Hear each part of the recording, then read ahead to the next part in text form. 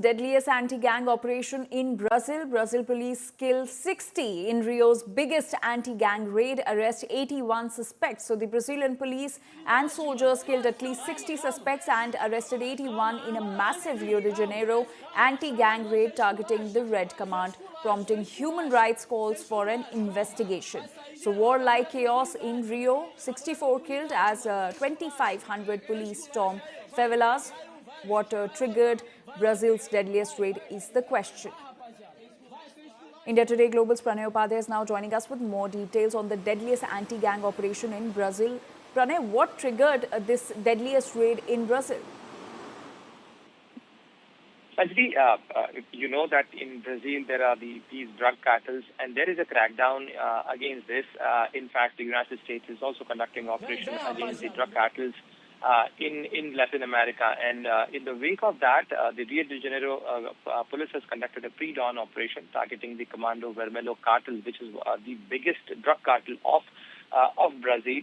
And this crackdown has also come at a time when Brazil is, scheduled to host the COP30 meeting in Belém city of Brazil. And ahead of this meeting, the Rio de Janeiro police has conducted this operation. But during this operation, it actually created a warlike situation in the city of Rio de Janeiro because it resulted into the death of 64 people, including the 4 police officers and cartel member. Large number of weapons has been recovered, and in fact, this is first such a big crackdown against this Red Command cartel, and in fact, there were 81 arrests and seizure of dozens of weapons after this operation. And in fact, the Rio de Janeiro police has also used the drones for dropping of explosives and conducted the operation in the region. In fact, it has also sparked criticism over the human right and excessive use of force. But the argument from the Rio de Janeiro police is that it became preeminent because this drug cartel has refused to lay down their weapon, and there was a retaliatory fire from this drug cartel.